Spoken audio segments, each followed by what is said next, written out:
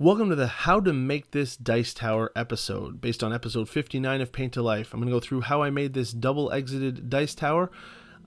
Quick disclaimer up front, I've never made a dice tower in my life. This was the first go-around. I'm sure I could make a better one second time, but for those of you who are in for the long run, let's take a look. What is a dice tower anyways? Basically a hole with a couple of flappers on the inside, and it shoots out one side. Here's a couple I looked at when I got started. The problem is I wanted to make one that actually had two holes so I could roll one to the players and one for me. Here's a list of the paints that I used and also where I used the certain paints. Because this video was so long, I didn't want it to get lost if you're curious what particular thing I was painting with those particular paints. Most of them are Citadel and otherwise noted. Any questions? Leave them in the comments below and I'll get back to you. Now let's get into this fun time. Dice Tower. I am no architect. I am no builder. I am no engineer. I am a scribbler. Start with some kind of plan. I drew it out here. I knew it was going to have a tower that was divided into two pieces with a septum in the middle that would allow me to roll dice on one side for me. I wanted the DM side to be a slightly longer output than the player side, although they are pretty similar in my finished product. There would be a ramp. I thought it would be a solid ramp, but as I started making it, I realized I wouldn't need a solid ramp. I could just make it out of like an angular flange. It doesn't need to be fancy.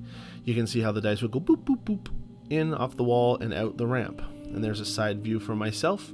I'm not making this with measurements. I didn't take measurements. I have no plans. I just winged it.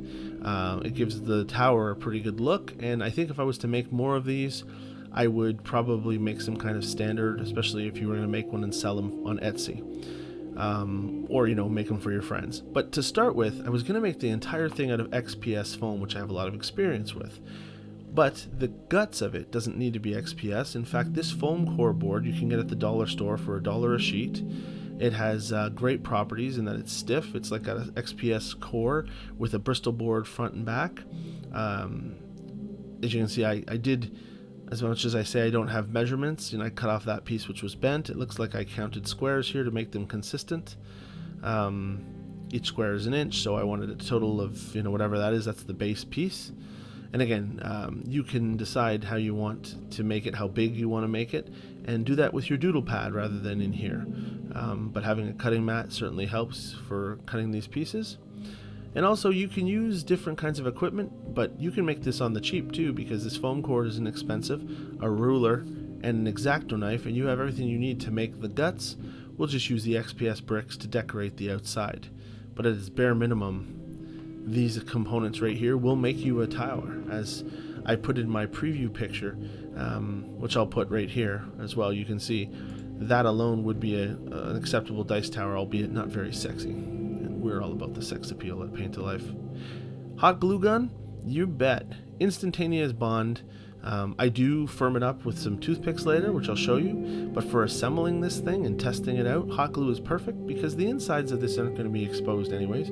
You won't see them, so if you unsightly glue lines, no one will know. And the outside isn't going to be seen because we're going to deck it out with a cladding of XPS foam bricks. So with that said, use the hot glue gun, use a ruler for center, and glue it together with that. So the first thing I'm constructing are the walls and the septum, although it looks like I'm taking a detour here to make these little slats. And because you're building it in real time and not sealing it up until the end, you can play around with it. The tensileness of the XPS, of the foam core, what I mean by that is it's kind of springy after it's glued together in the middle. You can slide these pieces into place and adjust them before you commit to the glue, which is a very handy way to do it. Again, the interworkings are not very complicated. It's just one flange, then it bounces off the wall, then it comes out of the bottom. Okay? So lots of glue to shore that up. As you can see, I was trying to flatten out that with a toothpick or whatever that stick is, and not required. Make sure that your pieces are symmetrical. I have two panels there that are the same size. I might as well make sure that they bounce the same way, and there it is. I put the flanges on in the same position, line them up with each other. This was a lot of fun, but it was a lot of work. I've never ever taken on a crafting project like this before, so I advise you to give it a try. And if you're watching this video with the intention of making your own, it sounds like you already have. Good for you. As you can see, I'm making some angles there with just a rough cut, nothing fancy. You know, I was inspired to make this by some of the stuff that Leif over at Devs and Dice does. You know, he makes fountains, and he makes cottages, and he makes terrain. And, you know, while he does sometimes have schematics and, you know, with measurements and things, sometimes just winging it, especially when you're looking for a rustic look, something that looks like it was made by primitive tools in the medieval times. You don't necessarily want to have straight angles and perfect everything. So, yeah, that's my excuse for some of the sloppy angles you're going to see later. So again, a nice sharp blade on this foam core. It's perfect. Again, pushing it in and seating it to make sure. Symmetrical. Use one cut and then use that other piece to make the same cut. See? You can just hold them side by side and follow down the angle of the one before, and now you have two of the same angles on both sides. Like this. Line them up and slice-a-roo. There you go. Nice 48-degree angles. Alright, so these are the wedges that go at the bottom. Make sure the wedge is angled high enough so that when your die comes out, it actually ejects it out of the tower. You don't want it to be too flat, so that when you die, if it takes a weird tumble, it lands and sits in there, and you have to shake the damn thing to have it roll out. So make sure you put it on a steep enough angle so that whatever falls in there is going to slide out and, as you can see, come to you or your players.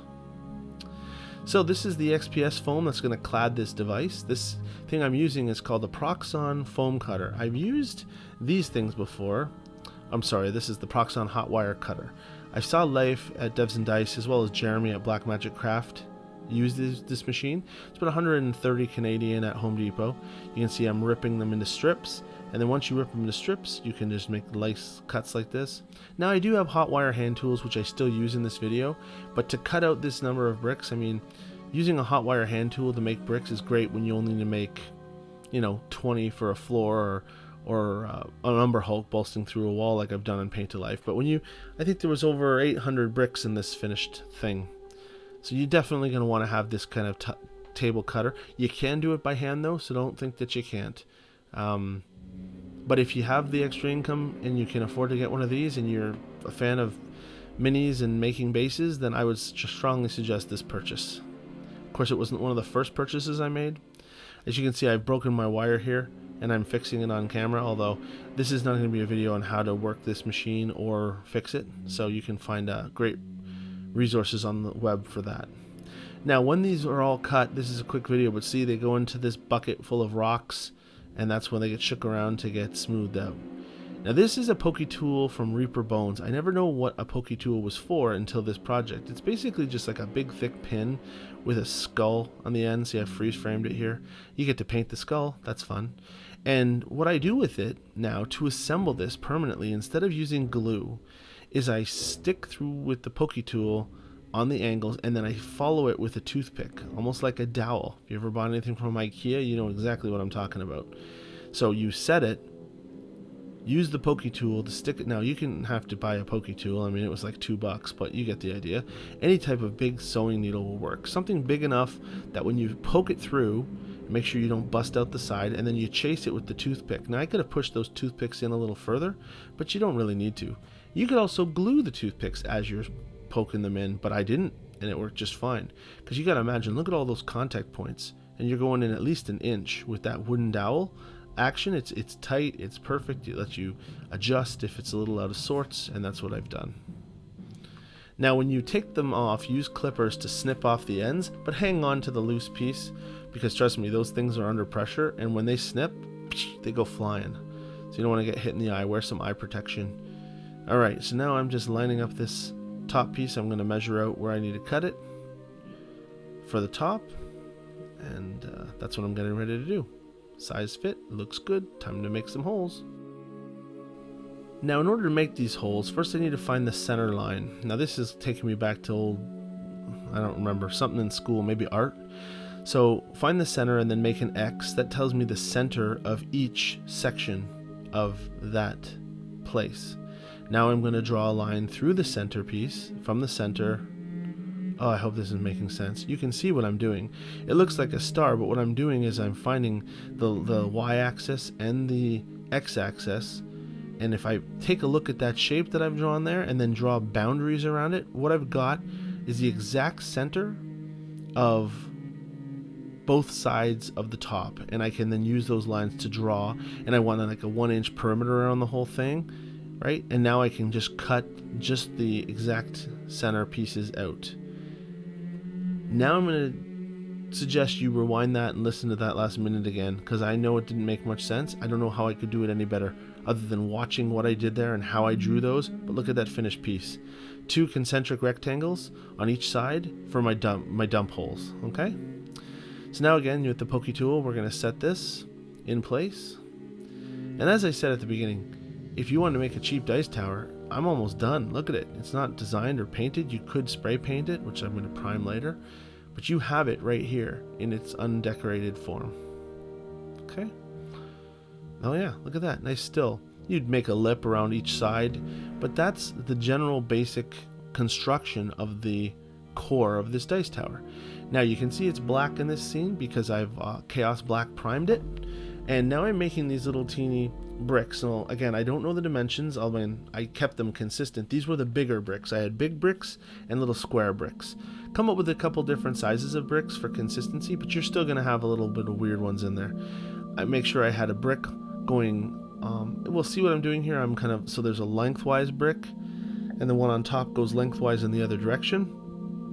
And then a square brick using super glue, and then a rectangle brick, and then a square brick, and then a rectangle brick, and a square brick. Squeeze it in there. You might have to shave it a little sometimes. Done. And that is going to repeat almost like a pattern all the way around the 4, nice geometry, 4 sides of the tower. Now, I'm using super glue to glue this on because I wanted it to glue fast, and the hot glue gun is way too much of a pain, right? Because it's ropey and it has to heat. See that little line of super glue, and I can just stick, and maybe slice a little off, stick. Now you're gonna definitely glue your fingers. They're gonna pull off the next day. You're gonna lose your fingerprints. Now maybe you could wear gloves or just be a man. And also, a couple things to notice here. You see how super glue does dissolve XPS foam, okay? And when that happens, you get a kind of cool effect, but if you're not careful, it'll eat through the brick and leave you an unsightly seam that you don't want. Also, I've realized, geez, I've kind of broke my pattern. See, I've stacked 2 on top of themselves there, because at this certain, so look at that little piece. Oh, I messed up the pattern, so I broke them off, reapplied some glue, tried to fix the pattern, but I still have the problem of side-to-side little brick. That's when I realized, because I didn't measure, because I'm not an engineer, because I'm not an architect, I'm going to have a wonky tower. There's a little bit of a gap there. And at this point, you just realize, well, I guess that's how it's going to look. Remember, I shook all these bricks. I shook them all in a bucket full of rocks and some aluminum foil balls just to give them nice edges. They don't have straight, sharp edges from the PROXXON. They are literally edges. They're beveled. They have texture, which you can bring out in the painting step. But they're square enough. The foam core underneath kind of holds it true. And just keep on going. You got to go up all the sides.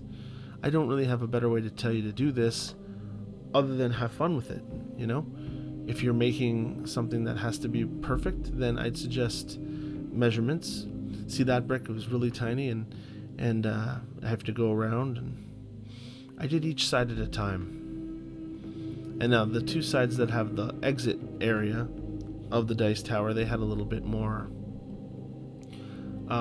like a hangover, like a lip where it kind of was going to have to get trimmed off later, and I understood that. So that's pretty much it up the sides of the tower. I don't have much more to tell you.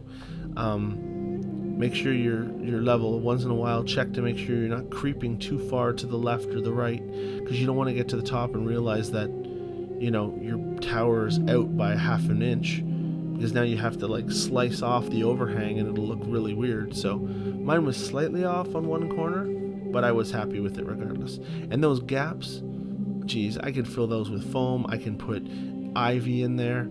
You can see there's one spot of the brick there on the left side where there's some melt. See that brick in the lower left corner right above my hand where it's got that purple or pink darkness? That's from where the glue actually melted the brick. And just going over top here, going up the side. and well, let's race to the top. Now, once at the top, I'm putting some bricks around the edge.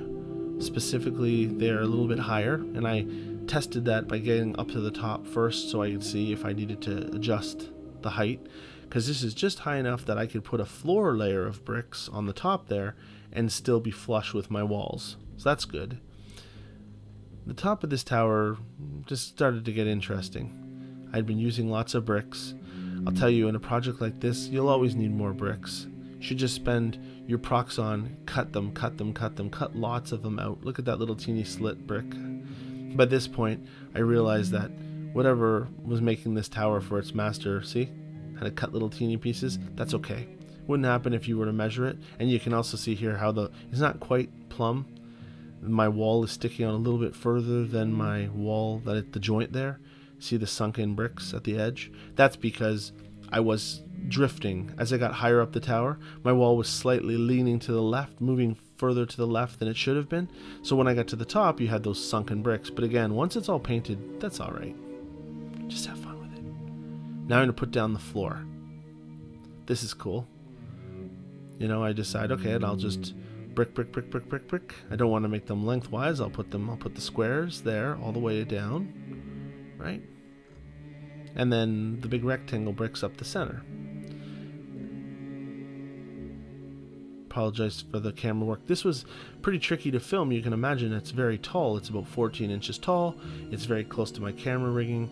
So I did my best. Actually, I was pretty happy with the way it turned out. So I hope you guys enjoy this. Oh, look, a little slit brick there.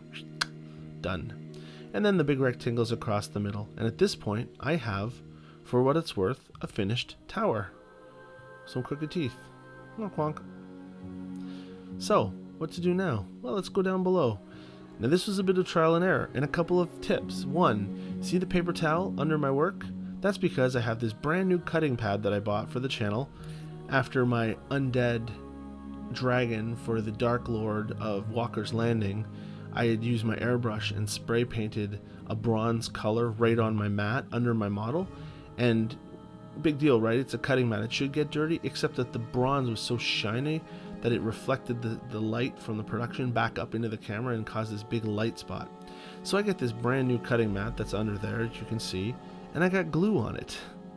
See all that wetness as I'm trying to seat these bricks around the edge? Yeah, well, I got glue on my new cutting mat and it melted a bit. I was upset because I got a big one. I thought it was going to last and stay pretty for a long time, and then I wrecked it. But you know what? For you guys, it's all right. I do that. So I'm going to go up too high. I've decided to do 2 bricks high. I shave off the little excess here. Run the glue across the foam, knowing that that glue is melting that foam as soon as you put it on there, so don't dally. Glue, and then stick. Make sure you have your bricks ready to go. And then I'm going to use a flat top. What's this? Oh yeah, this is me cleaning my aforementioned board of the glue I was just telling you about. So yeah, now flat on the top to make a nice little lip. I thought that's kind of cool. Now, before we cut to the next segment, this is about when I dropped this and it actually broke. This wing broke off.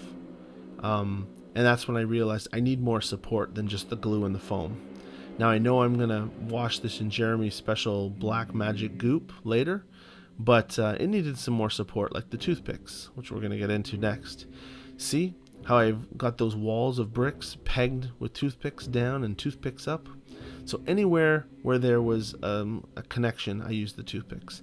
Now I'm back to my hand wire cutting tools to cut out the exit holes for both sides of my tower. See how I bricked it over? Now I'm going to use that hot wire and just run right up along that edge, slicing off any excess. Very cool. There you go. Now here are some reference pictures I took of a castle, because I am no architect, as I told you. But I like the ribbing on this castle, how it kind of steps out. And I've always told you guys on Paint to Life, you should have a reference picture, especially if you're crafting. One thing if you're painting for colors, but when you're crafting, so see, here's this balcony idea I have. So it's pretty much done right now, but I wanted a balcony. I wanted it to be stepped up a little higher than the rest of the tower. And the reason was I wanted to put a monster on it looking down at the players. As you can see, I'm messing this up and I have to pull it off and glue it back on. because I get that. I know what I kind of want to achieve, but again, not being an architecture student. See, back to the toothpicks. Use your toothpicks, guys. This is a balcony that I'm building so that I can put a mini on it, a big one too, not just little guys. Let's say you're fighting this red dragon. I can actually put the red dragon sitting, and I did this with my normal dice tower. I would set the dragon on top of the dice tower looking down at the players while we were playing. And in this case, I will have a balcony for him. Of course, if it's a really heavy model, you'll have to put some weighting on the opposite side of your tower so it doesn't tip, which I tested it with medium-sized minis to large and there was not tipping, but you know, if I'm going to use a big one, then I would definitely want to weight it down. So I made this little floor area with those different weird sized bricks, and then I made a little step system here with these big long rectangles to save some time instead of bricking them up with little bricks. But now look what I have. What a clock. It looks like I stuck Lego on it. So I'm busting it off now. I'm like, I can't just have these big long pieces of rectangle. I need to have something more aesthetic per those source pictures. So I broke off some of the pieces and I started gluing on the squares from earlier like this. Almost like a tooth and claw or a Minecraft castle, you see? So, I mean, again, I'm not winning any architecture degrees, but at least it looks more interesting than it was just big brick step, big brick step, big brick step. And that's what I had. And this is kind of what it looked like. And the more you look at it, the more you say, I could put some on the sides. Following my pictures, my architecture pictures, I should run this on both sides of this as well. And now I'm adding these little flanges down the side of my balcony. And now I'm starting to put these things, and I can't remember what they're called, believe it or not. You think a DM of 25 years would know what those things are called? They're buttresses or something. This is what archers would stand over. So you would stand behind one of those, it would protect your body, and the hole between them would allow you to shoot your arrows down at the advancing troops. Buttresses is not the word, but I think it works. So I'm making little weird buttresses, and I'm gluing them together, and I'm thinking, yeah, that's cool. This is awesome. I've been working on this for 15 hours at this point.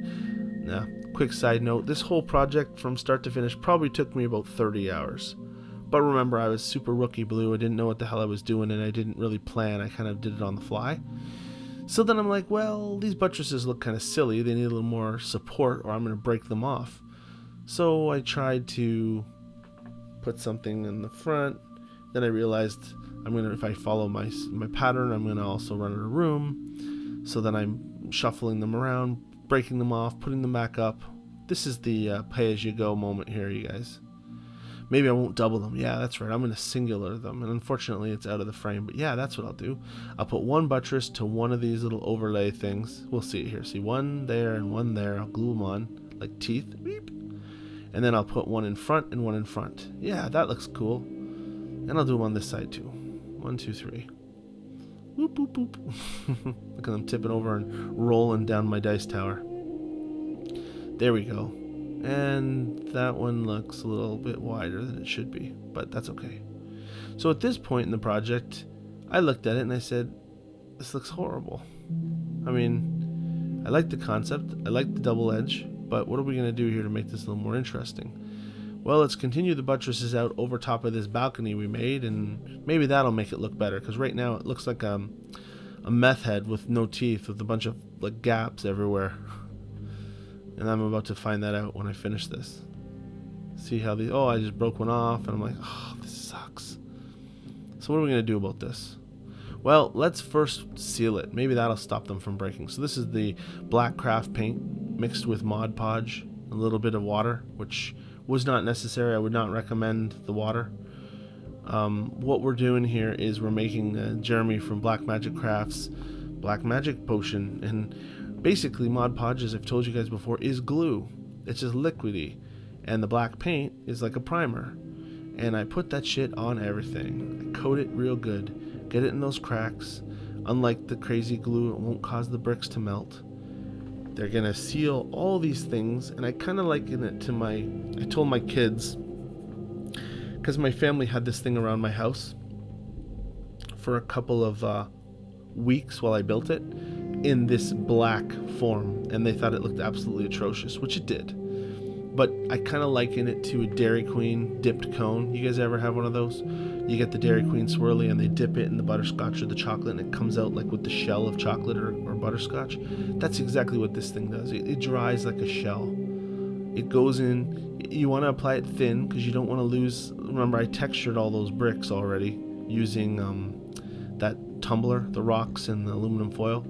So try not to put it on as thick. See, I'm trying to brush it light. I want it to go in the cracks almost like a grout, because when it dries, it turns into a shell, and you can tap it, and it's like, because it's hard and crusty. So let's see what I look like. See? That's it when it's done. All right? But you see how something is still missing from the top?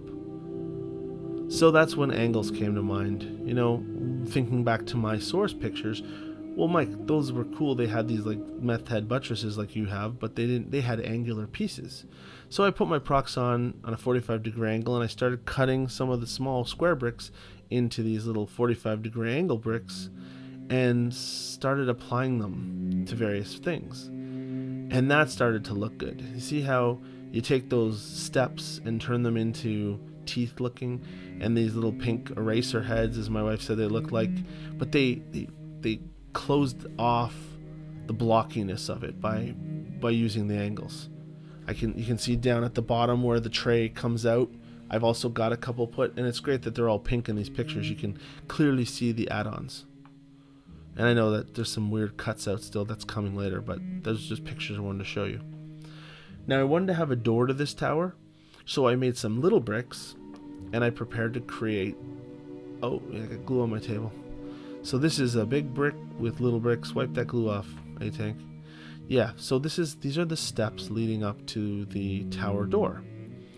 And, geez, after bricking that huge tower, you think the little ones would be easier. They were actually trickier because they were so small. But the idea here is I wanted a little bit of grass.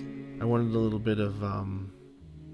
So these are miniature doors from WizKids, and I cut off their little things, and I built a little landscape here. I wanted a little bit of grass and like organicness to it, so I basically glued that door into this little base I was making, so you can't open and close it now. And then I used Jeremy's black magic paint to seal it, and this is going to clip on the side of my tower. And what for? Well, now it'll have a door. And same kind of idea. Seal it in so those little bricks don't fall. Okay, so now we're going to put some windows. So I'm using my ruler to measure them, so I make sure I melt these things in the right spot. Now I'm melting paint, XPS foam, and crazy glue with that thing. So put a respirator on, or open a window, or put a fan on, because that smoke is probably giving me cancer. One day at a time, folks. Also be careful, because that thing that is really hot, that foam melter, and watch just when I touch it, look. Watch this. See how it just singes and it melts? Because it's so hot that if you're trying to get a square, it's kind of hard. It likes to round the edges of your lines. So when you're using this, it's easy to go overkill. And you can press hard and you'll hit the foam core underneath. What's that you're doing, son? Well, let me tell you, since you asked. I had this really cool idea to make a stained glass window there out of UV resin. I got these little silicone molds from Green Stuff World. So I hollowed out an area for this 3D window. It was going to be above the door. I glued the door to the castle. And then I realized, that's going to break off for sure. So get me old pokey tool and the toothpicks. Because guys, and I glued these ones actually too. I didn't glue all my toothpicks, but because this was definitely going to be like the most likely to bust off, I rammed those in all the way, clipped them off, and glued them in place. So that door is in there. It's not going anywhere. These windows side flanking the door, I also decided to make little teeny bars on using toothpicks. To each their own. This is the best part about this project, guys. If you're still listening at this point, I love you. You guys are my friends. You're like, this is awesome. You're better friends than my real world friends, because I guarantee you none of my real world friends are listening to this. This is why this took 30 hours, because you can do so much with a project like this. anything in your mind. I don't know if this was week 1 or week 2, but I'm like, you know what would be cool? Windows. You know what would be cool? A stained glass mirror. You know what would be cool? Bars on the windows. You know what would be cool? And before you know it, you're adding so much to the most simplistic. It could have just been a tower. Remember those pictures at the beginning? Could have just been a tower. And here I am adding bars to windows. But that's the beautiful thing about the creation process that I'm not used to, because normally I'm painting miniatures that exist, and my creative is kind of limited to my bases. You know, I'll come up like the Ankeg when I made the underground terrain, or the whatever his name is, the Goristro, you know, with the Minotaur on its back. That's where I get to create, right? This is entirely on you. So, you know, I'm trying to super glue this on there. I'm starting to think, should I just use hot glue? I got it to glue with super glue. Here's a better shot of it for you. And you know, whatever. The bars work. You know, in retrospect, if I had planned for it, I might have made windowsills, which I do add a bit later. You know, oh, you know what would be really cool? What if I had a ladder coming up out of one of the dice holes? Yeah, let's make a ladder. So I'm making a ladder. Taking stir sticks from the dollar store, slicing it in half, cutting toothpicks to be like the rungs of said ladder. This is like a montage. Should have put some Benny Hinn music here, because I'm like so distracted. Can you tell? I'm supposed to be preparing this to paint, and how am I going to finish it? And I'm building a ladder of stir sticks and toothpicks by running hot glue and then poking these toothpicks in it to look like some kind of vampire nightmare. And for what? So I can have a ladder sticking out of one of the holes? Why just one ladder? Where does that ladder go? Who put that ladder there? Who's climbing out of that ladder? Is that ladder even to scale? Is that a 28 mil ladder? I think it might be. I might have actually checked that. All these questions, and you don't even care, because you're crafting, you're exploring, you're snipping these off now. See them shoot? Look at that. If you don't hold the tips, they fire. So yeah, put the other side of the stir stick on there. There's your ladder. If I had been smart, I would have gone down further, snipped it in half, and had 2 ladders. Oh yeah, so then I decided I needed windowsills, but I didn't have the right sized, you know, those things, bricks. And then I was using hot glue to put them in instead of cement, because I didn't want to melt. But guess what, guys? This is newsflash. Hot glue melts just as much as contact cement, like the foam. Whatever. It's time to prime. I'm using this from Vallejo, this Model Air base gray, because people like some Vallejo hints, so I got some to give it a try. It's alright. I like having an airbrush paint. I knew I was going to need a lot, and when you airbrush with Citadel's regular paints, you really need to water them down and get them to a certain consistency. I'm getting better with my airbrush, but I figured since I knew I was going to have this big monstrosity, I might as well just buy an airbrush paint. Now this is riveting footage, Mike. Yeah, I know. I can't even tell if I'm spraying it right now. Oh, maybe I went for a piss. Okay, I saw a shadow, I must be back. So yeah, there we go, here comes the airbrushing. I guess I could have cut that part down. Oh well. So this is the base gray on top of the black. So, you know, when you gently, it'll leave some shadows if you don't go too hard. You know, the black will come through. You can see my buttresses are all finished there now, those angles. I think that looks really cool. I will agree that it's a pretty boring tower color, just straight gray. You know, I've seen like Beard Clipper made a stone wall. Black Metric Craft has made a stone wall. Leif, you know, where you paint some of the bricks a different color other than gray. And then once you treat them all with washes, even if it looks weird having a bunch of grays, some browns, some teal, oh no, not teal, but like beige, once it's all weathered, they really look good. But I decided, I was kind of, do you ever play Ultima Online? Like the keeps, like this structure, the tower, it was all built at the same time, and I was going to weather it in my own ways, which we'll get to in a second here. But yes, I could have painted these bricks individually, but of course I'm airbrushing too, so that would have limited my ability to do this. But I put a box around it, I put it on this row, oh yeah, COELIA GREENSHADE. I put that down around the base to give the bricks a little bit more of a green tint to them. And Agrax Earthshade I'm going to spray on them as well, which is going to come up here. And of course, this thing is so big, I had to put it on to a Lazy Susan. I had this Lazy Susan I got from Value Village. It was super cheap. Okay, pro tip, my mom bought it for me. Thanks, Mom. I use it all the time. So by putting paper towels on it, and then, you know, I'm able to spin the whole model for something this big. That was very handy. And I put a box because I didn't want the spray to go all over. I don't have like a venting station.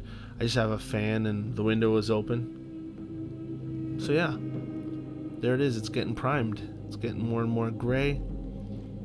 And not much else to see. I mean,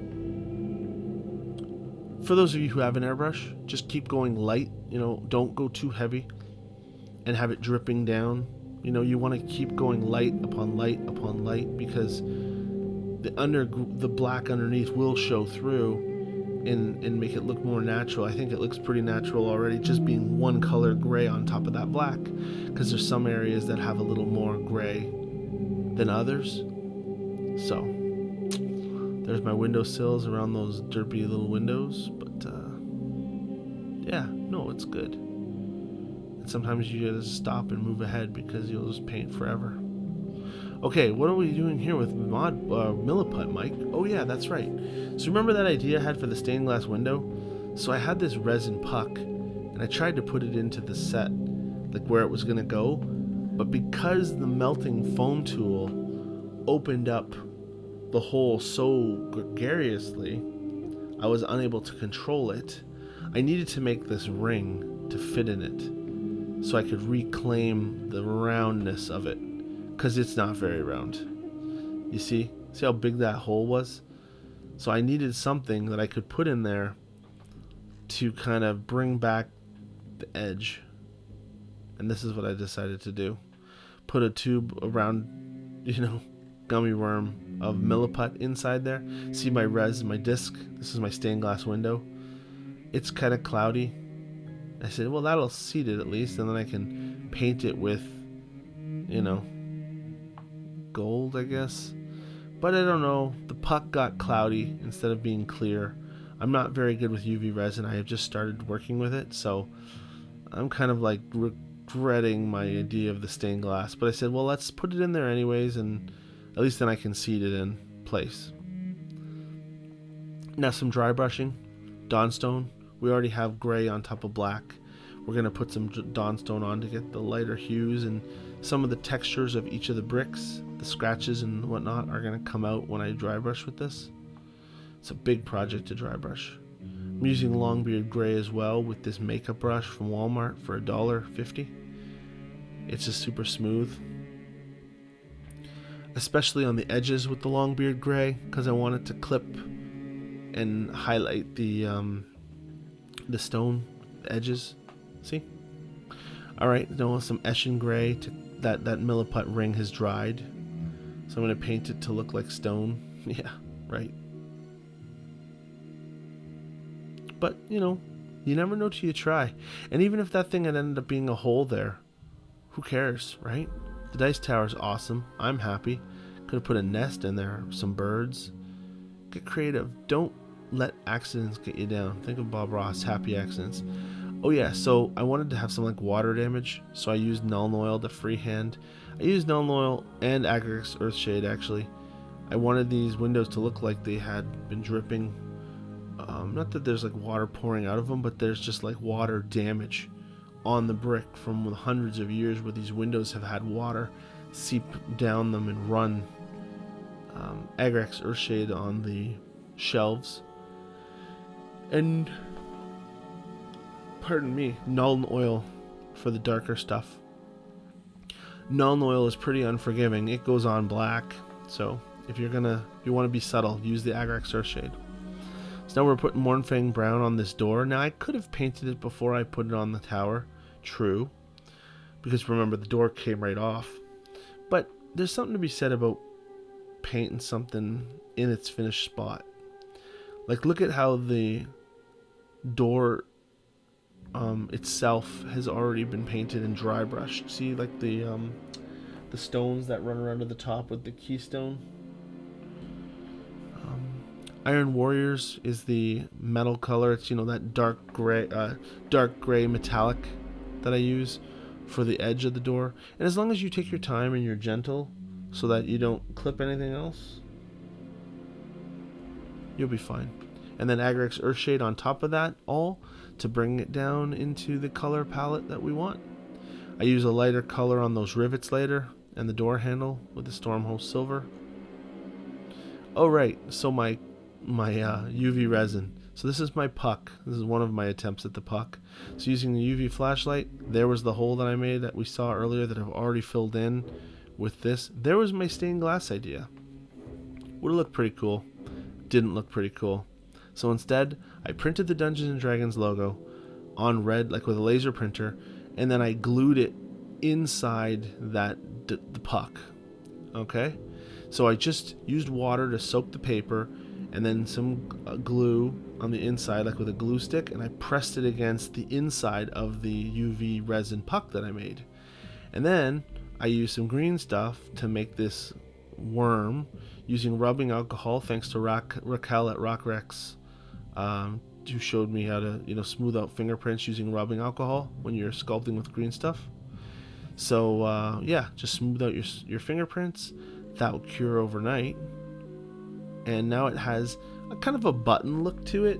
Put it on some, I use that for my wet palette. It's just baking paper, just so that the green stuff doesn't stick. And then with a nice coat of Retributor armor, as well as AURIC armor gold, to make like a ring look to it. I thought was kind of fun. Be careful, you know, if you paint on top of the resin, just wash it off before it dries. You don't want to have to look all sloppy. But when it was done, it was, you know, you can see it's very shiny because the UV resin, it's like glass. And it looked like a button, but it covered the mistake of the stained glass that I tried, and actually kind of makes it look like a licensed D&D product. And since I used this dice tower with my D&D group, I thought it looked great when it was finished. So a couple other props, went through some of my Reaper bones. I grabbed this stone fountain. I painted it up to look like stone. I added some UV resin to the pot.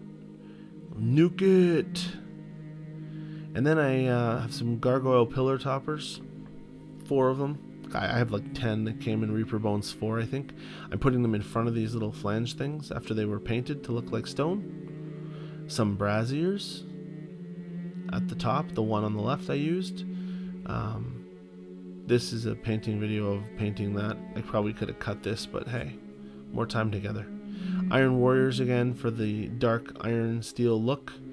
I also used RUNEFANG steel for the accents on the brazier. And then I used some shades to color the clear plastic like I do, which is coming up here next. There's some CASANDORA yellow and then some FUEGAN orange, and that gives you a lit brazier.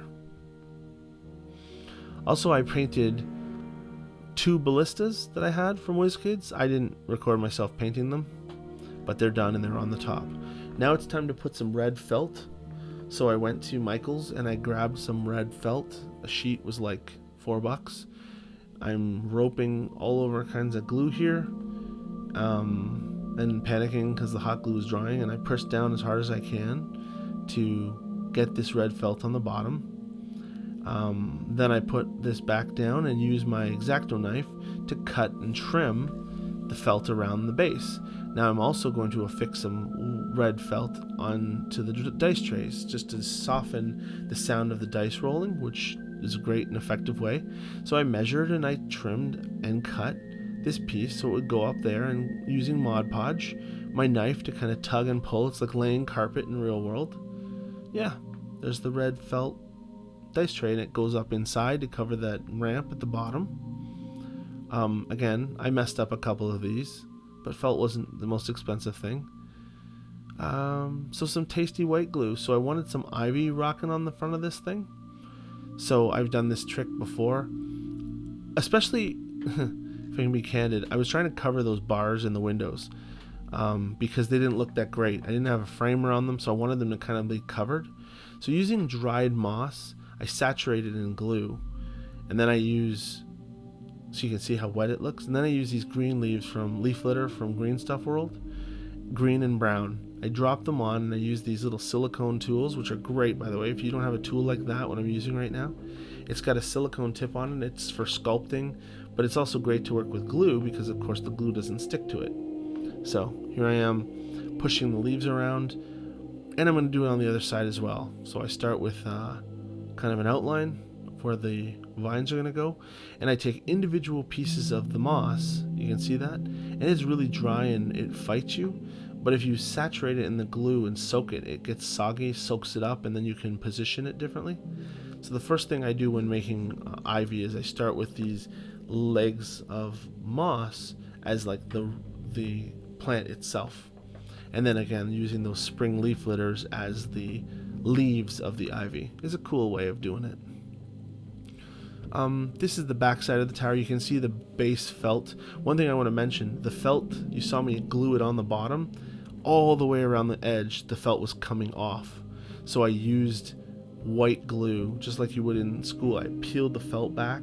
See right there where I'm working? Imagine pulling the felt back like 1/4 of an inch and then sticking the nozzle of the glue and running a big long line of glue all 360 degrees and then setting it down hard and putting a heavy book on top of it so the whole thing dries.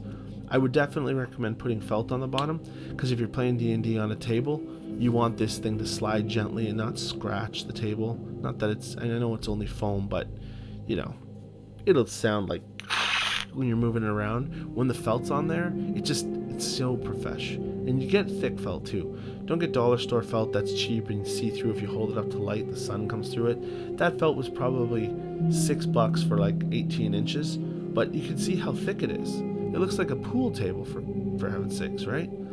So when you use it, it's very soft. It softens the blows. You know, the dice roll down it. They make a sweet sound and a soft, gentle pad when they hit. Yeah, so this is me making a mess with moss.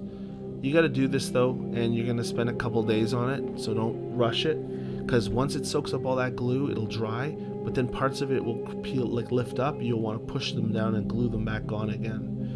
White glue, listen to me. White glue does dry clear, guys and ladies. So let's make sure we put the glue on, let it dry, put some more glue on, let it dry.